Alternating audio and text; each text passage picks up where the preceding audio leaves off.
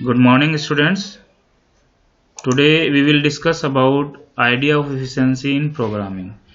Idea of efficiency का meaning ये हो गया कि हमारे पाइथन प्रोग्राम को जो हम क्रिएट करते हैं उस पाइथन प्रोग्राम में हम उसको कितना और इफ़िशिएंट या फिर इफ़ेक्टिव बना सकते हैं ड्यू टू उसके क्या लॉजिक प्रोसेस करें, किस तरीके से हमारे जो लॉजिक्स होते हैं उनको जनरेट करके हम और इफ़ेक्टिव प्रोग्राम को बना सकते हैं। सो गाइज आज इसी की पर्टिकुलर टॉपिक के बारे में हम डिस्कस करेंगे। सो effective efficient programming is a manner of programming that when the program is executed it use a low amount of overall resources pertaining to special computer hardware। Meaning यहाँ पर यही है कि जब ये efficient programming मीनिंग हो गया कि जो लो अमाउंट ऑफ जो रिसोर्सेज हो गए उनका हम यूज कर रहे हैं अपने प्रोग्राम में और उसको वो पर्टिकुलर मिनिमम इनपुट और मैक्सिमम आउटपुट का हमारा यहाँ पर जो रहेगा वो सिद्धांत रहेगा ये, ठीक है। सो गाइज अभी इसमें देखते हैं कि जैसे किसी भी हम प्रोग्राम को डिजाइन करता है, कोई भी ह्यूमन बीइंग या प्रोग्रामर डिजाइन करता है तो डिफरेंट जो ह्यूमन बीइंग्स होते हैं मे बी डिफरेंट एल्गोरिथम होते हैं। हर एक की जो थिंकिंग होती है वो अलग होती है। उस पर्टिकुलर टास्क को परफॉर्म करने के लिए डिफरेंट उनके प्लानिंग हो सकते हैं, मेथड्स हो सकते हैं उस पर्टिकुलर प्रॉब्लम को सोल्व करने के लिए। सो डिफरेंट ह्यूमन बीइंग में use different algorithm sequence of codes to perform particular task. So the efficiency of such different program varies depend upon the number of resources being used। वो programmer या human being पे depend करता है कि उस particular task को perform करने के लिए नंबर ऑफ जो इफिशियंसी है किसी प्रोग्राम की वो डिपेंड करेगी नंबर ऑफ रिसोर्सेज किस तरीके से यूज किए गए हैं। सो गाइज ये इसमें हम यही इस पर्टिकुलर चैप्टर में रीड आउट करने वाले हैं। इसमें एक टर्म आती है एल्गोरिथम। जैसे लास्ट ईयर मैंने स्टार्टिंग किया था, बताया था किसी प्रॉब्लम को सोल्व करने के लिए जब हम सोचते हैं तो टास्क परफॉर्म करने के लिए मेनली हम उसको 3 तरीके से उसके बारे में सोच सकते हैं। सबसे पहले कि उसको पिक्चोरियल व्यू के थ्रू देख लेते हैं, फ्लो चार्ट क्रिएट करते हैं कि भाई इस पर्टिकुलर प्रॉब्लम में इस तरीके से हम जो सीक्वेंस होगा ये हमारा सीक्वेंस होगा। दूसरा होता है एल्गोरिथम होते हैं स्टेप बाय स्टेप मेथड्स होते हैं उस प्रॉब्लम को सोल्व करने के लिए इंग्लिश लाइक की वर्ड को थ्रू। थर्ड होता है हमारा सूडो कोड के थ्रू भी हम उसमें जनरेट करते हैं, कोड लिखते हैं लैंग्वेज में, देन उसको रन करा देते हैं उस प्रॉब्लम को सोल्व करने के लिए, ठीक है। तो इसमें जैसे ये चीज 3 थे तो एल्गोरिथम जो है बहुत इंपॉर्टेंट है इस पर्टिकुलर उसके लिए कि एल्गोरिथम इज ए मेथड और procedure for accomplishing a specific task which is sufficient precise and then can be perform on computer, ठीक है। Computer science it is important to measure efficiency of algorithm before analyze them in a large scale, ठीक है। So a good and efficient program start with an efficient and simple algorithm। एक अच्छा programme और efficient programme अगर हमें चाहिए तो उसके लिए उसका एल्गोरिथम उतना ही सिंपल और efficient होना जरूरी है। Algorithm is a step by step method of solving problems, ठीक है। सो किसी भी एल्गोरिथम का मीनिंग हो किसी प्रॉब्लम को स्टेप बाय स्टेप मेथड के थ्रू उसको सोल्व करना है जी। अब आगे थे in different word this is a sequence of instruction written in a English. अगर हम दूसरे शब्दों में बोलेंगे जो इंग्लिश लाइक लैंग्वेज में होगा कि स्टेप बाय स्टेप ये हमारी प्लानिंग है इस पर्टिकुलर टास्क को परफॉर्म करने के लिए, ठीक है। Performance of algorithm depend on many internal और एक्सटर्नल फैक्टर। जो डिपेंड करते हैं एल्गोरिथम की परफॉर्मेंस वो उसके इंटरनल और एक्सटर्नल कुछ फैक्टर्स होते हैं। जैसे इंटरनल फैक्टर्स में हो गया कि उसका टाइम रिक्वायर्ड टू रन, उस प्रोग्राम को उस पर्टिकुलर एल्गोरिथम को रन करने के लिए कितना टाइम कंज्यूम हो रहा है। Second space required to run, अब उसको मेमोरी कितनी रिक्वायर्ड है ये भी डिपेंड करेगा, ठीक है। ये इंटरनल फैक्टर्स हो गए। एक्सटर्नल फैक्टर्स में हमारे जैसे size of input to the program, जो हमारे प्रोग्राम्स इसमें इन नंबर ऑफ इनपुट्स क्या है और कितना उनका साइज है। मेन सपोज करो हमें चाहिए इनपुट जो है हम इंट का यूज कर रहे हैं, इंट का यूज करना है और हमने यूज किया है किसका फ्लोट का, तो देखेंगे कि फ्लोट का जो साइज होता है वो कंपेयर टू इनपुट ज़्यादा लेता है। तो एक्सटर्नल फैक्टर डिपेंड करेगा उस पर भी स्पीड ऑफ कंप्यूटर कैसे है, किस तरह का मेरा कंप्यूटर की स्पीड है, मेमोरी की किस तरीके से है, उसकी रैम कैसे हो गई, और उसके जो प्रोसेसर है उसकी स्पीड कैसी है, डुअल कोर है, कोर टू ड्यू है, हेक्सा कोर है, किस तरीके से। एंड क्वालिटी ऑफ कंपाइलर, कि कंपाइलर जो हमारा अपडेटेड कंपाइलर है, नहीं अपग्रेडेड वर्जन है, ओल्डर वर्जन तो नहीं है।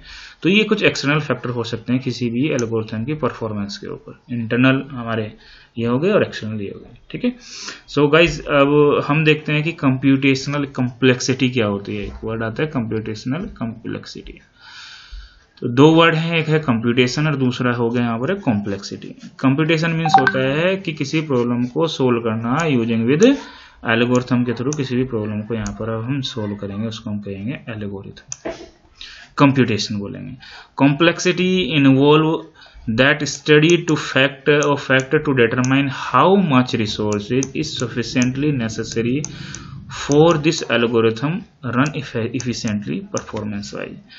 कॉम्प्लेक्सिटी का जो है वो उसमें वो फैक्टर्स होते हैं कि किसी भी पर्टिकुलर एल्गोरिथम को जो सफिशिएंट नेसेसरी जो उसके रिसोर्सेज हैं वो कितने रिक्वायर हैं, ये डिपेंड करता है कॉम्प्लेक्सिटी के ऊपर किसी भी उसकी, ठीक है। और इसी से आइडेंटिफाई होता है कि इसको इसकी परफॉर्मेंस हाईएस्ट परफॉर्मेंस हमें इससे मिल सके, ठीक है। Resources generally include time and space, वही मैंने बताया था, मेमोरी एंड हमारे पास जो टाइम हो गया, कितना टाइम टेकन ले रहा है पर्टिकुलर एल्गोरिथम रन करने के लिए, और स्पेस कितनी रिक्वायर्ड है, ये होगा। जिसका टेम्पोरल कॉम्प्लेक्सिटी और स्पेस कॉम्प्लेक्सिटी इनको बोल देते हैं। आगे आते हैं, अब algorithm efficient in term of time, time के अकॉर्डिंग देखें। To determine the efficiency and effectiveness of the algorithm is known as a complexity. हमने पहले बात की कि किसी भी एफिशिएंसी और इफेक्टिवनेस किसी भी एल्गोरिथम की हमारी कॉम्प्लेक्सिटी होगी, ठीक है। तो इफेक्टिवनेस का अगर मीनिंग करें यहाँ पर, effectiveness meaning that the algorithm carries out it intended function correctly, जो फंक्शन मैंने सही लिए हैं वो इफेक्टिवली हैं, कि जो मैंने फंक्शंस यूज किए हैं, जो मैंने उसमें डेफिनेशंस यूज किए हैं वो इफेक्टिवली करेक्टली यूज हो पा रही है नहीं हो पा रही है, इसकी इफेक्टिवनेस है, ठीक है। मान लिया मैंने 10 यहाँ पर फंक्शन यूज किया, यूज मेरा 3 का हुआ, तो 7 जो है वो इफेक्टिव लेस हो जाएंगे।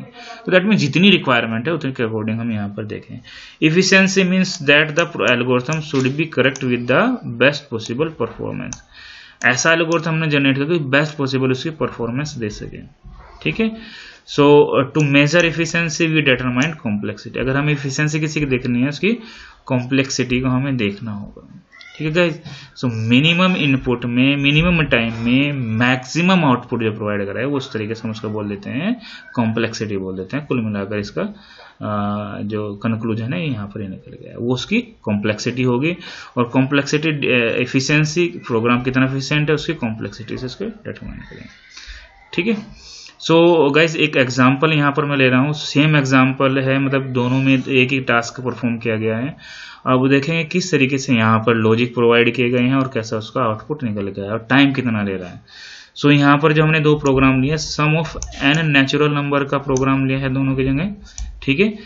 n नेचुरल नंबर का हमें सम निकालना है। अब 2 तरीके से इसने लिया है इसको, एफिशिएंसी यहाँ पर देखें किस तरीके से है। सो इसने इंपोर्ट टाइम को इंपोर्ट करने के लिए कितना टाइम टेकन लिया है उस पर्टिकुलर टास्क को परफॉर्म करने के लिए, इसका starting time and and time को हम यहाँ पर चेक करेंगे। तो इंपोर्ट, ये एक हमारा मॉड्यूल है, इसको हमने इंपोर्ट किया जिसके थ्रू टाइम को इंपोर्ट किया, जिसके थ्रू हमें आइडेंटिफाई होगा टाइम के जितने भी फंक्शंस हैं हमें यहाँ पे मिल जाएंगे। तो डेफिनेशन सम एन लिखा, स्टार्ट इक्वल्स टू टाइम, मतलब स्टार्टिंग टाइम हमारा स्टार्ट हो गया। फिर इसने सम किया, then for I in range I comma, ये सम का एक इसने यहाँ पर लॉजिक लगाया, फोर लूप लगा करके कि आई की वैल्यू जब तक रहेगी 1 से लेकर के n+1 तक जाएगा और उसको वो सम करता रहेगा करंट, ठीक है। एंड ऑफ टाइम किया, t equals to end start लिया, प्रिंट किया भी एंड स्टार्ट का मतलब होगा कि इसमें वो टाइम पर्टिकुलर टाइम वो आ गया होगा। एंड माइनस स्टार्ट, जितना एंड है उसमें से स्टार्ट घटा देंगे ना, वो टाइम हमारे पास यहाँ पर कैलकुलेट होकर आ जाएगा। प्रिंट सम निकाला, टाइम टेकन इज, जितना भी टाइम टेकन निकलेगा वो यहाँ पर हो जाएगा। अरे 1000 वैल्यूज का यहाँ पर सम निकालना था, तो गाइज ये यहाँ पर ये गलत है, यहाँ पर इसका आंसर ये वाला होगा, ठीक है। सो इसका ये सम निकालना था, तो इसमें जो टाइम टेकन लिया है यहाँ पर वो 0.013 इतने सेकंड्स का इस पर्टिकुलर टास्क को परफॉर्म करने के लिए दिया गया है, ठीक है। और इसमें नंबर ऑफ स्टेप्स इसमें ज़्यादा रहे होंगे क्योंकि फॉर लूप इसने इसमें यूज किया।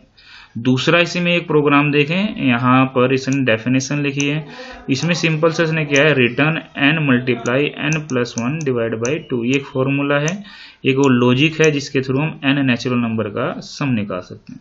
सो गाइज देखो, अगर यहाँ पर देखना चाहें तो एक लूप के थ्रू भी, दूसरा यहाँ पर इसने एक फॉर्मूला लगाया, दोनों के थ्रू हमारे दोनों वो पर्टिकुलर जो टास्क है वो परफॉर्म हो रही है। तो प्रिंट जब हमने सम किया 1000 का, तो एंड टाइम और टाइम निकाला, यहाँ पर प्रिंट किया, टाइम टेकन इज ये और सेकंड इतने, तो जो आंसर है इसका वो ये हो गया, और टाइम टेकन इज 0.8008, ये इसका आंसर आ गया। ठीक है, तो अब आप इफिशियंसी यहाँ पर देखो तो दोनों के दोनों लॉजिक की इफिशियंसी डिफरेंट है। जहाँ पर एक पर्टिकुलर टास्क को परफॉर्म करने के लिए 0.01 सेकंड लग रहे हैं, तो दूसरे को 0.008 सेकंड लग रहे हैं। तो that means this is called a efficiency of algorithm, different algorithm. ठीक है, सो ठीक है गाइस, सो आगे एक और टॉपिक में आगे इसमें पढ़ते हैं, algorithm efficiency on the basis of numbers of operations. Efficiency of some algorithm depend upon the number of operation which are written in it perform specific। किसी टास्क को मतलब हम नंबर ऑफ ऑपरेशन के थ्रू भी यहाँ पर algorithm की efficiency निकाल सकते हैं। डिपेंड करता है number of operation, number of operation कितने यूज किए गए हैं किसी टास्क को परफॉर्म करने के लिए। इसका एग्जांपल एक लीनियर सर्च और एक बाइनरी सर्च के थ्रू यहाँ पर लिया है। दोनों के दोनों यहाँ पर एक एग्जांपल है, मैं बताऊंगा अभी आपको। If we see the both algorithm we come to know that binary search is better because the binary of number of operation in this algorithm are very less, it search it item very fast and it very less operation. ठीक है, linear search में यहाँ पर किस तरीके से होगा ये मैं बताता हूँ आपको। ठीक है, इस एग्जाम्पल के थ्रू हम यहाँ पर देखेंगे। तो गाइज जैसे लीनियर सर्च हम देखते हैं, लीनियर सर्च का मीनिंग सबसे पहले हम निकाल लेते हैं। लीनियर सर्च में सर्चिंग मीन्स होता है कि किसी नंबर ग्रुप ऑफ नंबर की वैल्यूज में से मुझे क्या निकालना है, किसी पर्टिकुलर वैल्यू की पोजीशन को आइडेंटिफाई करना है। सपोज करो मेरे पास 1000 वैल्यूज हैं, उसमें से मुझे आइडेंटिफाई करना है जो रैंडमली वैल्यूज पड़ी हैं। मान लेते हैं कि रैंडमली वैल्यू जो पड़ी है, एक 95 वैल्यूज है जो पोजीशन इसकी 850 पोजीशन पर पड़े 1000 वैल्यूज में से। ठीक है, और रैंडमली वैल्यू वहां पर है। अब उन वैल्यू में से कैसे आइडेंटिफाई करूंगा कि मैं अपने का नंबर को लूंगा और उसको उस पर्टिकुलर जो ग्रुप ऑफ नंबर से पहले नंबर से लेकर के आपके 1000 नंबर तक के जितने भी नंबर्स हैं सबके साथ मैं कंपेयर करता जाऊंगा। जैसे इस लूप में क्या है, for I in L। ठीक है, if I equals to x, यहाँ पे एक सिंपल सा देखो और एग्जांपल लिया यहाँ पे। ठीक है, तो I इक्वल्स टू x। तो अब देखेंगे जैसे इसी को लेकर कर हम चले या उसको देख लेते हैं, तो जहां पर I की वैल्यू उस x के साथ मैच कर जाएगी, दैट मीन्स वो पोजीशन मेरी क्या हो जाएगी, रिटर्न हो जाएगा और वो मुझे पोजीशन मिल जाएगी। ठीक है गाइज, सो ये है। तो दैट मीन्स सपोज करो उसने 850 उसको 850 ऑपरेशंस लगे, प्रोसेस लगे उस पर्टिकुलर टास्क को परफॉर्म करने के लिए। पॉइंट क्लियर हुआ नहीं हुआ? कितने लगे? 850 ऑपरेशन लगे। यहाँ 850 टाइम्स प्रोसेस किया, तब उसने आइडेंटिफाई किया उस 95 वैल्यूज को।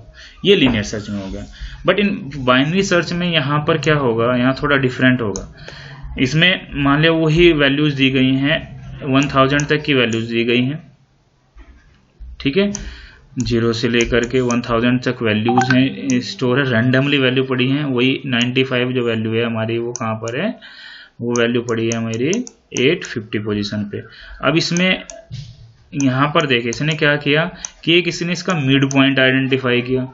इस मिड पॉइंट में एक मिड पॉइंट तो ये हो गया और दूसरा मिड पॉइंट यहाँ पर ये हो गया। ठीक है, तो ये मिड पॉइंट का मतलब होगा कि 0 से लेकर के 500 यानी कि 499 हम यहाँ पे कर सकते हैं।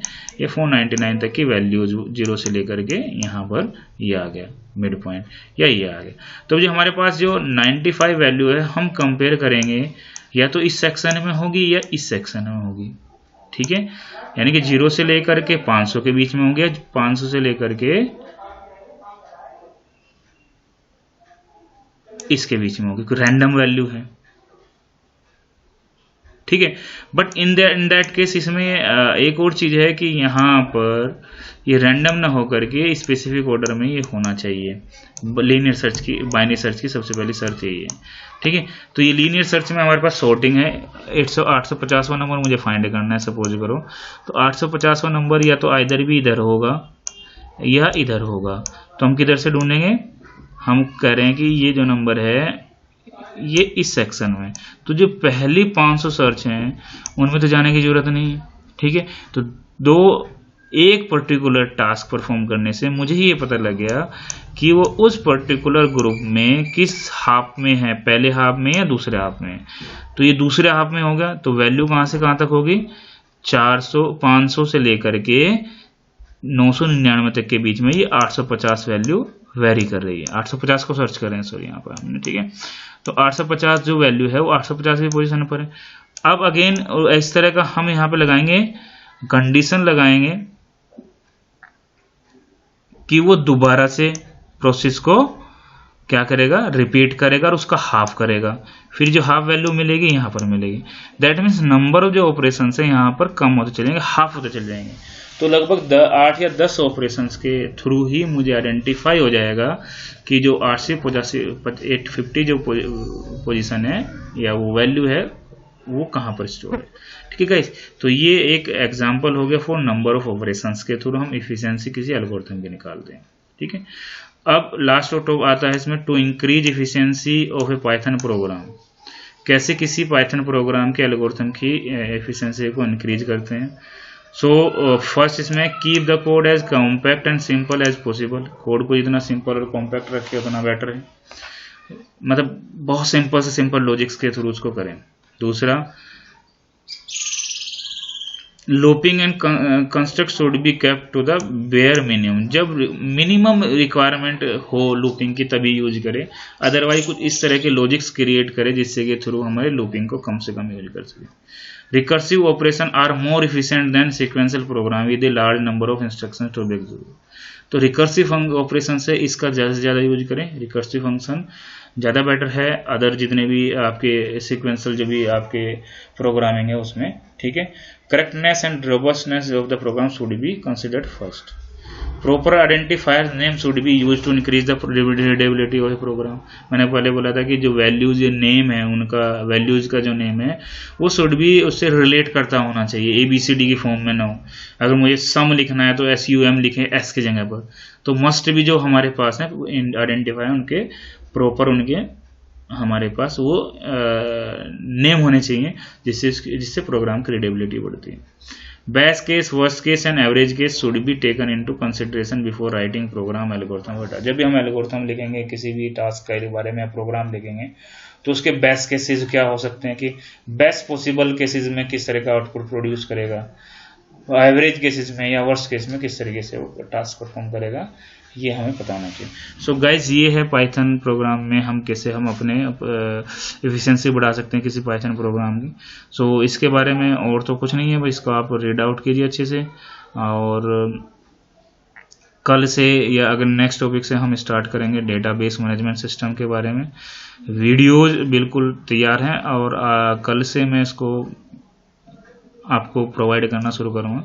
सो होपफुली आप इसको रीड करें और ज़्यादा से ज़्यादा इस पर लर्न करने की कोशिश करें। सो आज के लिए बेटा इतना ही। Thank you very much.